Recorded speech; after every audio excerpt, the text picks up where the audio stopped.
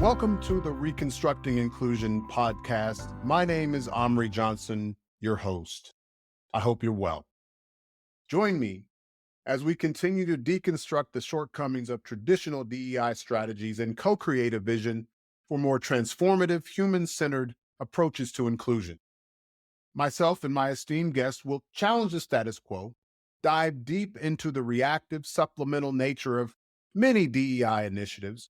We'll explore how to reclaim the profound and transformational potential of inclusion as a catalyst for collective growth, empowerment, and organizational change. Season 2 of the Reconstructing Inclusion podcast starts now. Welcome to the Reconstructing Inclusion podcast. My name is Amri Johnson. I'm your host, and I'm joined today by Dr. Jonathan. And there's other, obviously, things about his name that will add to it, the Ashong-Lamptey. But Dr. Jonathan is who I know him by, and I'm just delighted to have you here with us today, Dr. Jonathan. Amri, it's a pleasure to be here. Thank you for inviting me. I'm excited to be part of your podcast, part of your message, and your ongoing work. So I know we've been talking about this for the benefit of the audience. We've been talking about this for a very long time. So I'm glad that we finally found time to make it happen. Me too. Before we jump into the questions, Jonathan, what I want people to know is that in terms of really trying to create the conditions for organizations and their people to thrive, Dr. Jonathan has been perhaps one of the most, if not the most generous person on social media that I've encountered. And it hasn't been just rhetoric. It's been really thorough, evidence-based, both practiced as well as from the academic research, consistent, clear, sharp, and open to engagement about it, whether you agree with it or not. And that is something that kept me always tuned in. And so I want to thank you for that. And I want the audience to know that, if you want credible, I'm all right, but Dr. Jonathan's the man. All right. So just if you're not engaging with him in some way, shape, or form, he has lots of ways that you can make sure that you do. And we'll make sure that we have information about where you can engage with him in the show notes. So thank you so much. I need to, you can't just say that and let me not respond to something, because you've been very kind. Okay. You've been very kind. You've been very gracious, but I also want to refer to you, to defer to you in particular, because I read a lot of books, and we'll get into that in terms of inclusion and the space. And when I picked up your book, you may not remember, and this isn't something you would share yourself, but I'd gone through a couple of pages, I stopped, and it was part sort of anger, part encouragement. Okay. So the encouragement was, look, this is very well written. This is great. Like, I read a lot of books. This is written better than most of the books. I like what you've done here. And then there was a little bit of anger because I was saying, but why am I only learning about this now after buying the book? Why? And this is, and once again, this is me kind of, letting people peer behind the curtain. I've been saying to your gracious host, look, there's so much that you've got here, which I know you share. And I know you yourself have various means that people can get it. But I was saying the quality of what's here, just please share it more. And so that was my sort of angry, like, why now? It was a very British angry, y'all. Yes. So, it's a very different angry than the American angry. It was kind of like angry that, hey man, this is decent stuff, and I read a lot of stuff, and you need to get to moving. And He motivated me. I got a little, I upped my LinkedIn game a little bit, but he's still encouraging me to up it. So I'm working on that. But I got a role model in how that's done with excellence right in front of me.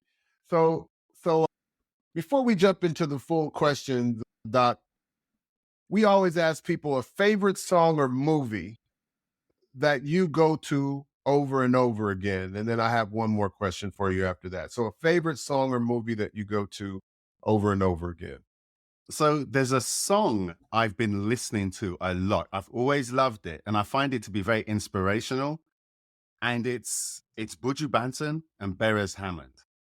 And it's actually a remix. It's one of those one drop remixes, and it's called "I'm Gonna Do My Best." Right? I don't know if you can put a I link to actually that in the am show notes. familiar with it. And so I got a little chill when you said it because I it's inspiring. It is inspiring. It's very encouraging, and it's literally saying, you know, you're going to do your best. You're going to go for it. You're going to make everything. You know, you're not going to leave anything on the table. You're not going to let it go past. And some of the lyrics as well. I love it. I love it. Yeah, and that's one fantastic. I go back to. I have been going back to a lot recently. So when you asked me, I thought actually that is something that, and it's upbeat as well. And positive. Yeah. We need positive these days more than ever. Yeah, I have something to add to that around a Peter Tosh song that I really like that called "I Am What I Am." I think that's my paraphrasing of it. So those two songs I'm familiar with both, and that's what came to mind. So thank you for that. I'm gonna do my best too. Yes, we all will. One book or one person that has influenced or inspired you personally or professionally in life or in your career? So the one person is clearly definitely my mother. And this sounds like an acceptance speech. But I'm going to give you two, right? So I like when I did my PhD, literally, I think it's the second page. It's like for my mother. So huge inspiration. I was raised by a single mother on a council estate in Greater London, which is social housing.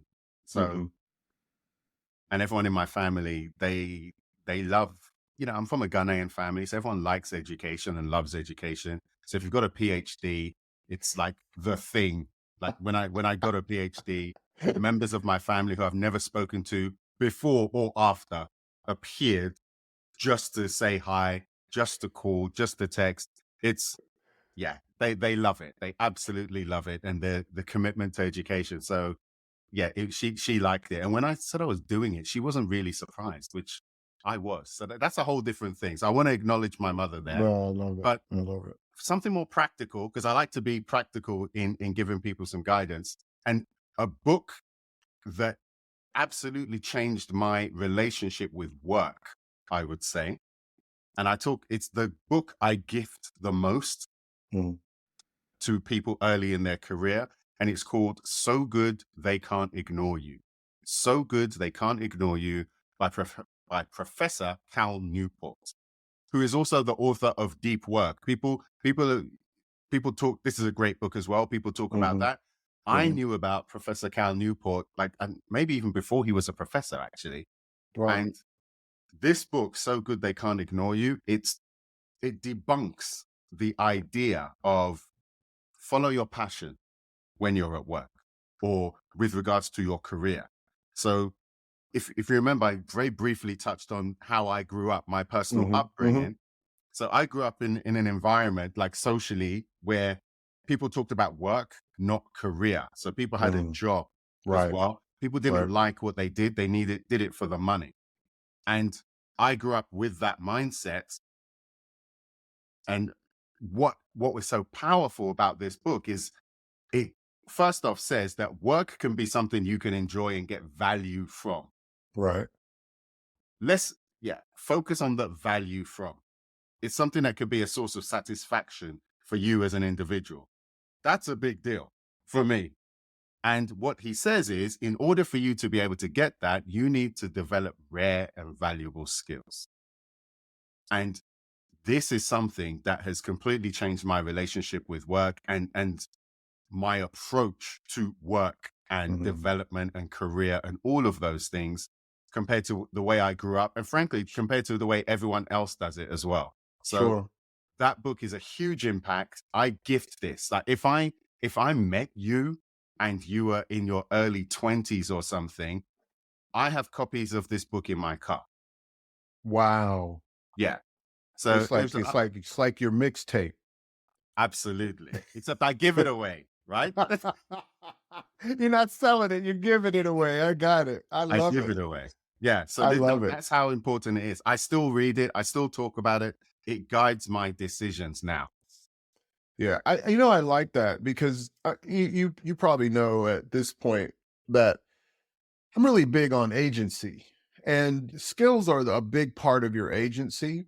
And they're actually the place where there's the greatest disparity, oftentimes Mhm. when we're talking about discrimination versus disparity, which the economists talk about a lot, but the DEI people only talk about disparity, right? I mean, about discrimination. And I mean, I do a little bit of exaggerating with DEI people because I think sometimes we go a little too far with our kind of feelings. Not that I don't have feelings, Dr. Jonathan, but I'm with they're you. not I am they're not with the only you. thing I have. So skills, and then be so good that they have to be like, wow, this person is extraordinary. And that's, to me, that place where you can really guide your future rather than feel like somebody else has some type of hold or hand on the rudder of your future. So I love that. I love it, love it, love it. So you've shared a little bit of your background so far, Doc. Share a little bit more about your background, what you're working to create in the world. I feel like I could fill in here because I've just watched how much you've put out and I absorbed it. But could you tell people what you're trying to create in the world where your work is concerned? Sure. Great. And thank you. Thank you for asking. And you're right. I think because I repeat it so often and I repeat it to myself as well. And so the way I normally introduce myself is to say that I'm Dr. Jonathan Ashong-Lamptey. Everyone calls me Dr. Jonathan, and I'm the founder of the Element of Inclusion, right? And we work with organizations to make them inclusive. Now, typically that meant research, training, and consulting, but I'm on a mission to help 1 million people like you to make your workplace inclusive. And the way that we do that is through a system called evidence-based inclusion. And so I really am the evangelist. I want everybody to be using evidence-based practices specifically around inclusion. And so I keep on repeating this phrase, evidence-based inclusion, evidence-based inclusion.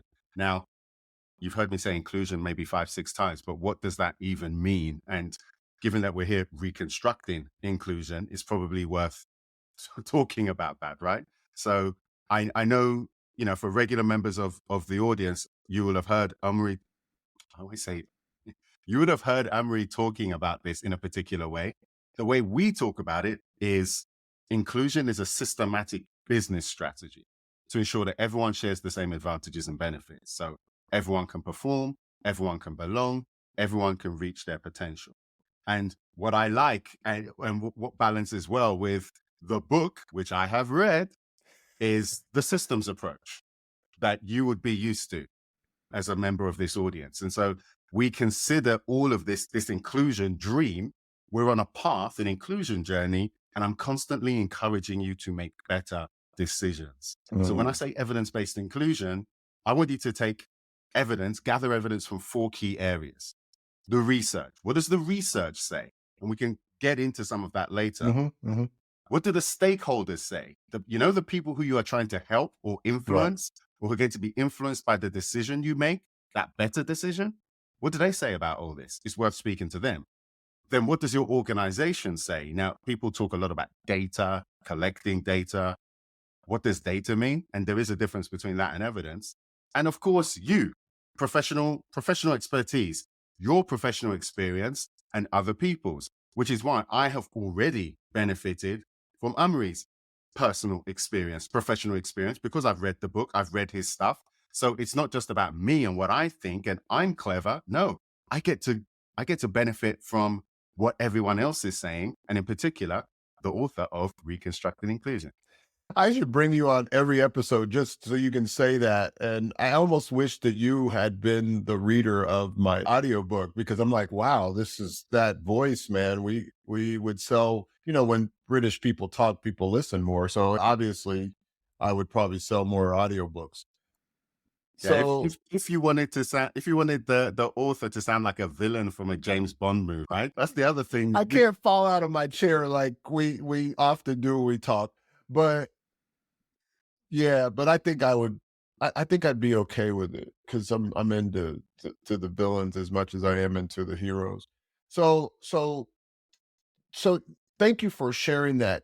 Can you go a little deeper, Jonathan, into why evidence-based inclusion? Why is it important? What's the most compelling reason for organizations to adopt evidence-based inclusion over other things? And one of the things that you just talked about was evidence versus data. And that's not a distinction that I think very many people are familiar with. Can you talk a little more about that? Sure. So yeah, so you'll hear, let's talk about decision making in general when it Okay. comes to inclusion. So if we travel a little bit back in time, 2020, murder of George Floyd, COVID, right? Many of us, most of us were under some sort of quarantine, whatever you want to call it, right? And there's all controversy around all of that stuff. So we were in a heightened sense where we're all looking at our screens, and the narrative around what we'll call DEI, right? And I'll say diversity, equity, and inclusion, right? As a catch-all term. The narratives were very emotive. Organizations felt as if we need to do something. We need to be seen to be doing something. Okay. So what is that thing? Where are we trying to go? What are we trying to achieve? There wasn't that much effort put into those things. And what you did find people doing is what I inherited this term, flags, food, and fun. Mm. I first heard this term from someone called Fernando Serpa, right? And Yeah, I remember hearing it from Robert Rodriguez in his book on ERGs too. Yeah. yes, yes, Uh, yes.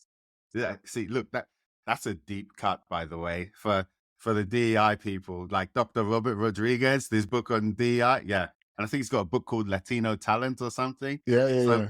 that's a deep cut. I want to draw that attention to that. Most people wouldn't know the host, Amri, just said. So please put that in the show notes. This is just another shout out. Seriously, I've never heard anyone mention that book before, ever. Right. So just putting that out there. So there wasn't enough rigor around the decision making. And so the Flags Food and Fun meant that people were going to have parties. They were going to have panel events. Cinco de Mayo, let's get some food. It's Black History Month. Let's get some food. Let's celebrate. And if you notice, a lot of those things, the people who you're interested in, whether it's, let's say, members of the Latino community or African Americans or the Black community, or it's Pride Month, whoever we're talking about, a lot of the time, those events placed those individuals outside of a typical workplace environment. There's photos, we're having parties Yeah. and everything else. So to a large extent, it didn't actually do the thing that you wanted it to Mm, do if mm. you had actually taken time to do that. So evidence-based inclusion allows you to just make better decisions about what you want to achieve, understanding how you're going to do it. And it brings it back to something that we're all familiar with in an organizational environment, which is some sort of performance management process in the end, Mhm, which is mhm. plan, do, review. Plan, do, review. Everyone's got a model. Everyone's got some Right. sort of hierarchy or anything. But ultimately, at some point, we do need to come back to plan, do, review in terms of what we've actually done. So evidence-based inclusion is the little bit that comes before. That's what we're arguing, but it makes sure that you're very consistent in what you're doing. I want to give another example just to really drill this home. And I think you'll like this one. We say there's a rhetorical problem in diversity and inclusion. And what that means is, according to Greek rhetoric, and I think this is from Aristotle as well, right? The book Mhm. Rhetoric, which sad enough to say I've got somewhere here, right? But you're not alone. but continue. It's you can wait. If I change my camera, you'd probably see it. Yeah. absolutely, right? So that as it goes, and I'd love you to think for yourself, does this sound true? In order to have a compelling argument or compelling case, a persuasive statement, you need three things. You need logos, pathos, ethos, right? Logos is the logic. Does this thing make sense? Does it stack up? Does it sound reasonable? Ethos, this is actually the credibility of the person who's saying it. So if I was here talking about traveling to Mars and telling you how we're going to achieve that, and I don't have the credibility to do that, you probably shouldn't believe me when I talk about those things. And then the last thing is ethos. And this is often about it's about the beliefs and values. We can go into that, but often people use an emotional appeal, right? And so you need each of those three things: ethos, pathos, logos. The rhetorical problem of diversity and inclusion is people rely too much on the emotional argument, the emotional appeal, without actually the person who's speaking having the credibility to make the claim, the statement, whatever they're trying to say, and without having a logical step about what we're going to do next. So to go even deeper on that, let's talk about unconscious bias training, which everyone says you need to do unconscious bias training to sort out. Actually, we don't even know what it is, but let's say we want to increase diversity. Let's do unconscious bias training, because the reason we don't have enough diversity, whatever we're saying that is because we have biases. We're not aware of them. Once we're aware of them, that's going to fix diversity. Of course, naturally. Naturally. Does it work? We know that everyone's doing it, right? Does it work? Well, using our evidence-based inclusion strategy, we look at what the research says. Mm-hmm. The research says that it actually doesn't work. There's no robust evidence to show that it works. And when I say the research, I'm not talking about one article. I'm not talking about 2 articles. I'm not talking about 20 articles. I'm talking about the body of research on this specific topic. And so that's really important. So that's where the evidence-based inclusion comes in. But bringing that back to the triangle, we've got these emotional appeals, the logic, the reason it doesn't stack up. Right. And often the person who's telling us this doesn't have the credibility to make this claim. Maybe they heard it from someone else. Maybe they saw other people doing it and now they're pushing it on you. And because of that fear, you may say yes. Now, once again, for members of the audience, you may have done unconscious bias training. Did it work? Did they check? Did they use the plan, do, review? Did anyone come back to see what happened? These are some of the issues we have. This is why we try and make it a little bit more robust with our evidence-based inclusion practice. Yeah. You know, I started doing unconscious bias training with Howard Ross in like 2003, 2004, right? Another deep cut. Howard's written books on it now. And honestly, I think I built programs when I was inside, and we were trying to create a body of education and how it worked into processes and systems. But a lot of what I was doing was just entertaining. And so was it effective? I'm like, some people would say that was a great course. I'm like, well, yeah, but the devil tells preachers that when they come down from the pulpit too. Is it actually true, right? And so, yeah, I think that to talk about this and that in terms of evidence based, but so the data doesn't say that unconscious bias training works, but the research is beyond that, because you've also gone in and talked to organizations to say, well, what did you do with it? So was it just something you did? Either, I don't like to always get into box checking, but did you do it because everybody else did it? Because you've talked about that in your writing. Absolutely. I did this because everybody else did it. Would you say that that's pathos, or would you say that that's like just a lack of logos or some combination thereof? That's a great point. I suppose there's a form of reason, which is everyone's doing it. It's likely that it works. Okay. That's my sort of reasoning around why other people would do it. Because to try something different is a risk. And we want to go for the low risk thing when we actually don't know what we're doing, right? Got it. So that's one way. Also, I didn't answer your question about the data versus evidence. Mm-hmm. So a very useful way of thinking about this, data is my height, my age, your height, your age, right? Evidence, am I tall? Am I young? Am I old? Now, it's the same number, but now with some context and understanding, that becomes evidence. So evidence is typically used to make a claim, support a hypothesis, to undermine, challenge a hypothesis. Mm-hmm. So that's a useful way to think about it. So I like that. That's really easy to follow too. I'm going to shift a little bit. You know, you read Reconstructing Inclusion, did a review on it. I'm eternally grateful for that. And I talked in the book about the current tenor of DEI, and I was concerned that we were going to get this massive pushback because a lot of the pathos was driving the conversation to an extent that I believe in rhetoricians, the rhetorically gifted. I talk about that in the book, but they need to have both some credibility by actually doing the work. They don't have to be at the high level of so-called expert, but they need to put in some time. They need to have some logic behind what they're saying, and they can include their lived experience or emotional experiences or senses that they have. That's fine. But what I saw this past few years since the death of George Floyd, and some people are starting to question whether it was a murder or a death, and that's another episode. We'll get into that.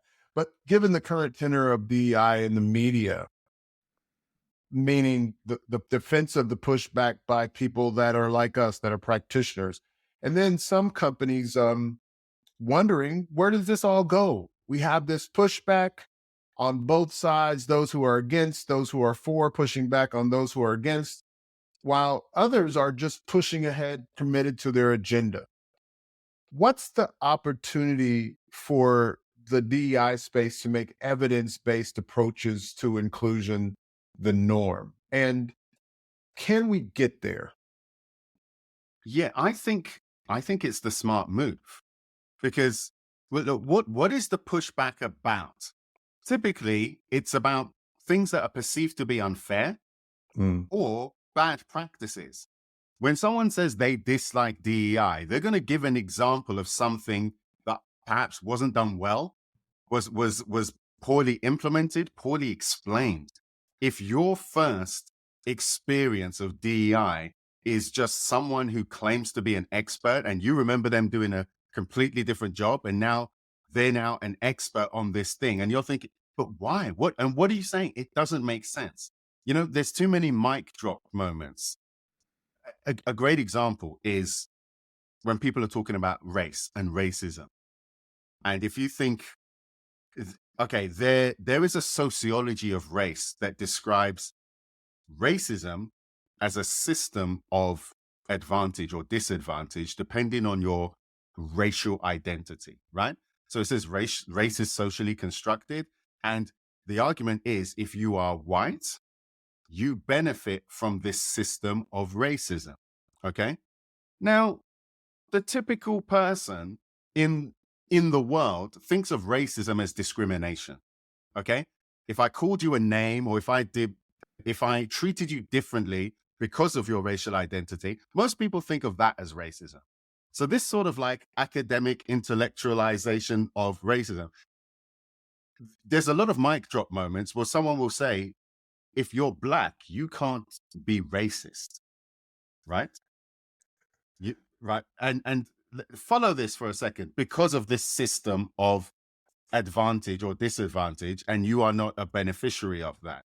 So why did I tell that little story? Because there are some DEI experts who get hired by a company and they'll say, Black people can't be racist. Or they'll say, all white people are racist. And that's their opening conversation. And they're starting to use these words, and it's just confusing. Pretend that's your first. Let me interject real quick, so everybody knows that Dr. Jonathan, when he said expert, he used air quotes. So continue with go. This is true. Continue with that, Dr. Jonathan. So even the book, what's that Robin DiAngelo book, which I've read actually. We've all got it. I just can't even stand to have it come out of my mouth. So it Okay. had something to do with fragile, That's but it. it's not anti-fragile. It's the That's it. opposite. It's white Yeah. fragility. Okay. Now, if you read that book, you're gonna get bits like that. And there's a real leap, going back to logos, right? There's a real leap where it's like, okay, I understand what you're saying. And you're like, wow, okay. And these are the sorts of first experiences, first encounters that people have with DEI, right? Mm. And so it doesn't feel like it makes sense. It doesn't feel like it's inclusive, because now it feels that perhaps you're being attacked. And there's different Right. versions of this. This was the one I wanted to just raise. So there's not often this explanation of what's going on and why. And so getting back to your question, like this, why people are, there's a backlash. I think part of it is, of course, we saw what happened with the United States Supreme Court. That had an impact, of course. But I think there's been some bad actors who have contributed to make this easy for others. Not everyone agrees with me, but this is my view. No, There's a lot we're of on the same page with that. And we absolute. hadn't even talked about that before, but I have this sense that I'm really big on this. I took these seminars earlier in my life and career, and in the seminars, it always talks about being cause in the matter and knowing that this world is interdependent. And if you're a part of the observation of it, you've probably been contributing to it in some way, negative, positive, neutral.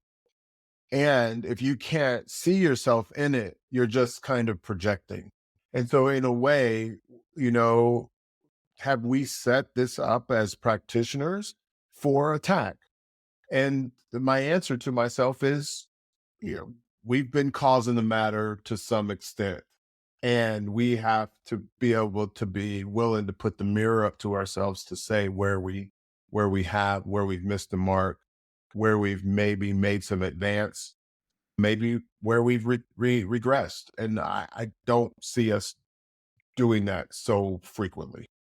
I completely agree. If you think of an organization of 3,000 people, okay, to be the CFO, Chief Financial Officer, what sort of background would you need? What sort of Mm. experience would that Yeah. require? Yeah. To be the Chief Executive Officer, to be the Chief Technology Officer, right? Now, if we look in many organizations and look at who the Chief Diversity Officer was, I'm not talking about the legit people who have got the experience, they've got the expertise, who've been doing this work, because that in a way that's comparable or appropriate for the C-suite level. There are many people who, okay, we used to run an ERG, employee resource group, and now you find yourself as the global lead. Things like that. So these contribute to the challenges. And so I think it's useful to just introduce rigor into this. Mm-hmm. Yep. Evidence-based inclusion does Yep. that. It introduces rigor. It makes it harder for people to argue against you because you're raising your standards. You're not, in fact, positioning yourself against people. You're positioning yourself as actually trying to solve a problem that matters to them. Mm-hmm. You've got a clear process about what you're doing, why. This is where the evidence comes from. Your mistakes become more evidence. You don't mistake common practice for best practice. And it's something that actually gives people comfort. So instead of having that fear of getting it wrong, instead of taking wild risks, announcing huge strategies, you're able to actually develop and iterate over time in a way that's consistent with everything else that happens in a successful, progressive organization. Yeah, I really appreciate the way you lay that out. Is even a company strategy has a considerable amount of emergence. And oftentimes we have people that go into a DEI strategy that don't emerge with it. Like, so we've watched, the response to the death of George Floyd to be this kind of, let's go at all the racists and get them. And I'm like, you know, the racists can be the most supportive people you could ever meet. And you wouldn't even know they were racist if they in fact were.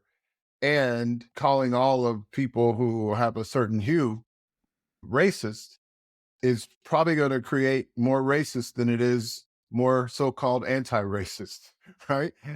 And because it creates separation, and we know really we didn't solve for desegregation in the United States and anywhere else in the world through more separation. That's not how it works. That's not what the evidence tells us. So, so that's another Indeed, right? conversation, you know. And all the Um, name calling doesn't help either. oh my God, it's And actually like it's actually really exhausting. I don't know how people can persist in it unless it's to you know, just that's what their brand is. And so are you being kind of having allegiance to your brand without being able to emerge to meet the needs that the organization has to advance its mission, purpose, and people. And absolutely. that's a place where I get a little frustrated, and I don't always like to sound like I'm critical of DEI people, but I'm pretty critical of us. And I feel like I'm not that way because I don't love us. Actually, I'm that critical because I do. And then that's sometimes a place where I find myself like, man, I don't want to write so much on LinkedIn because sometimes I want to actually have a real dialogue with real people. And Yeah. it's hard to do that on social media. Jonathan, you said, this is something that I've actually quoted you on other podcasts and another writing I've had. One of your posts discussed the perception that some people have is DEI practitioners are grifters. They're not really legitimate. They're not really bringing any value. And you acknowledge that there are some people that are like that. You mindfully, you're not like me. You're really kind about it, but you haven't called people out or made any particular person wrong. But you did mention this notion of people that haven't necessarily come to the work with the right qualifications, and you mentioned that a bit earlier. How can evidence-based inclusion strategies mitigate the perception of some that DEI is a field that anyone can get into with any level of depth and still call themselves practitioners? Can it do that? And if not, what can elevate the credibility of those with depth? I think so. The way I answer this question is something I seek inspiration from my PhD, right?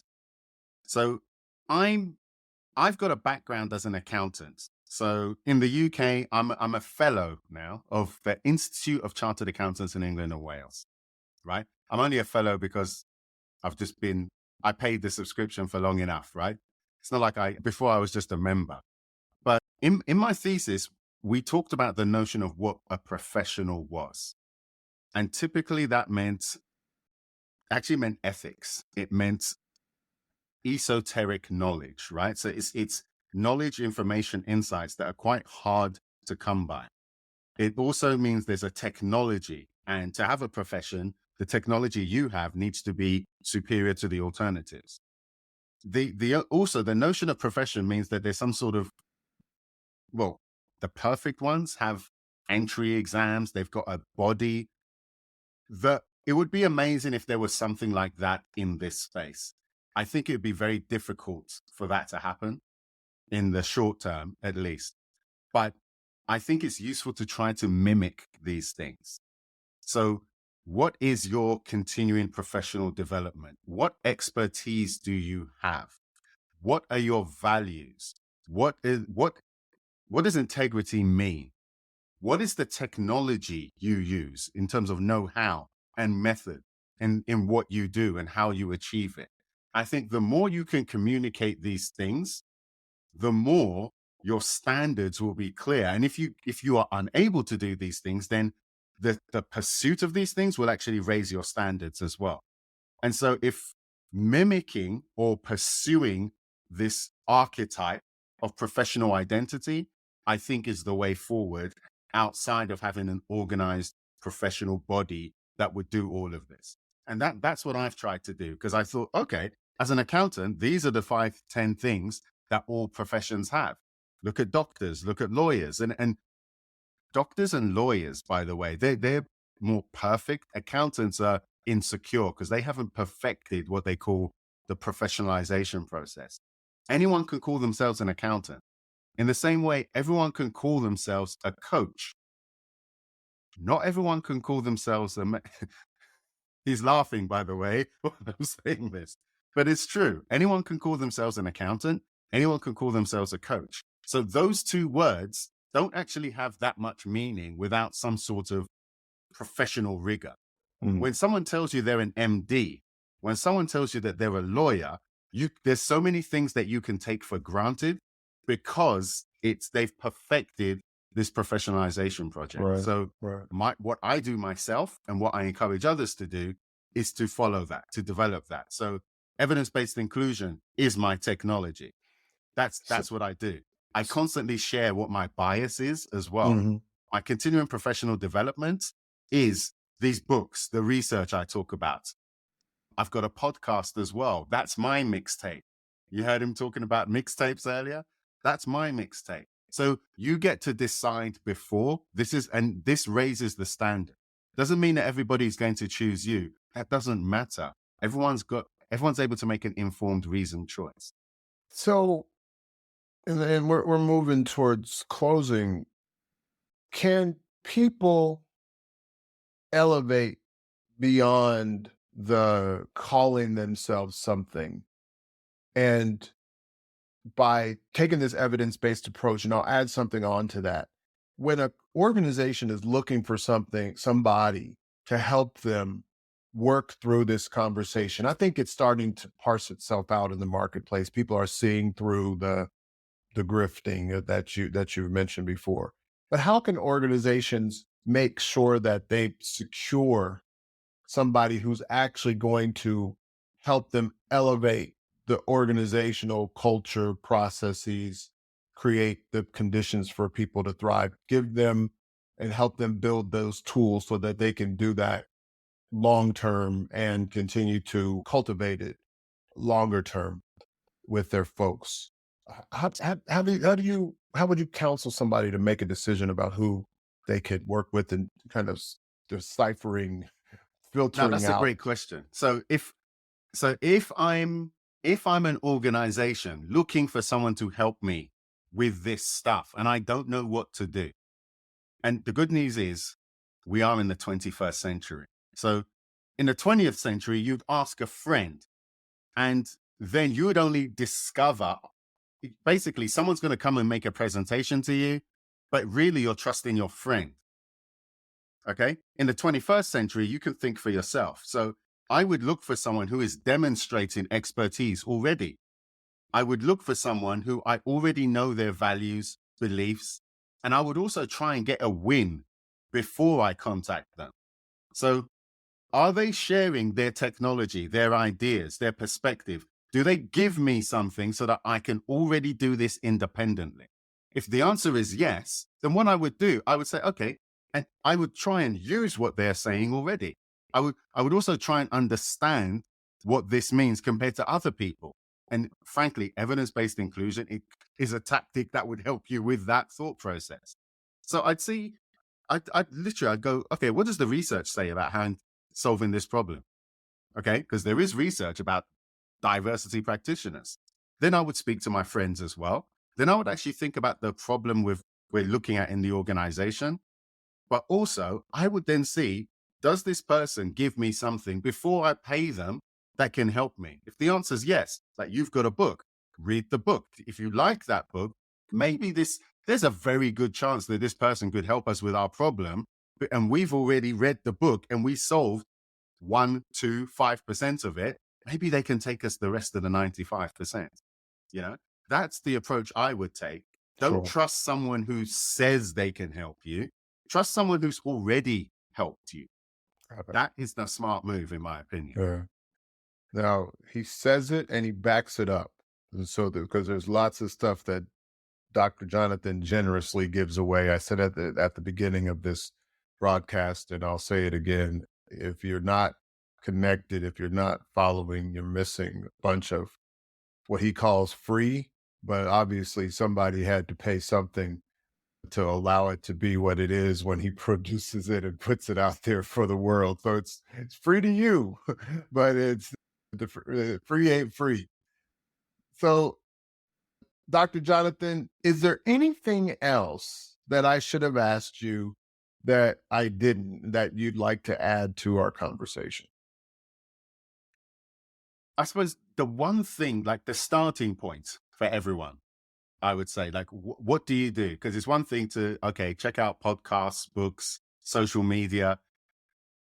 I would say what I have learned in my research, in my evidence-based practice, is that you're likely to be facing what we call the three biggest problems: people, potential, performance. And I would try and figure out what this means to you. So people is, who are the people you're trying to include, right? You'll probably have some sort of sense of that, right? Potential, you're probably struggling to have a culture of inclusion where everyone can meet their potential. So try and understand what your culture encourages right now. And once again, it's so obvious, it may even be difficult for you to analyze it, right? There's some unspoken truths, narratives that just happen. You don't even talk about it. It happened. You wouldn't even question it. It would literally take someone else to bring it up, or someone who bumps up against it for you to recognize it's a thing. And initially, you won't even want to acknowledge it as a thing. And then the third thing is performance, like this so-called business case for diversity. And there's a whole, we could have had a whole podcast on that, right? But the real thing is, what does diversity, equity include? What do these words mean? And what do they mean for you in your specific organization? Not that person, not what that expert says, you in your organization, using everyday language that people get.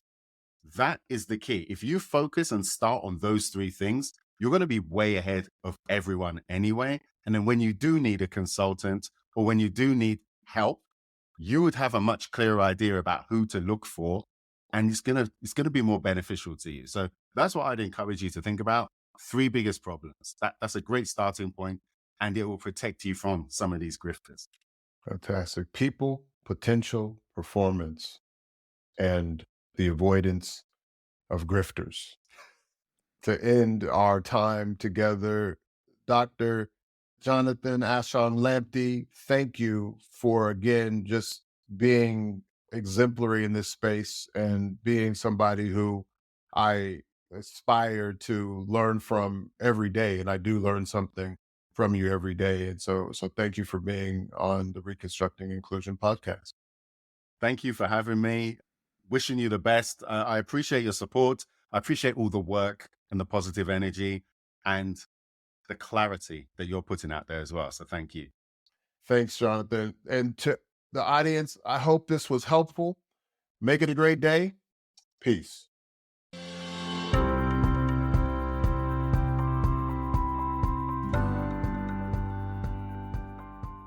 If you are committed or simply a little bit curious about how to make DEI accessible to everyone, actionable, that is, unambiguously prioritized and sustainable, aligned with personal and organizational purpose, hit the subscribe button.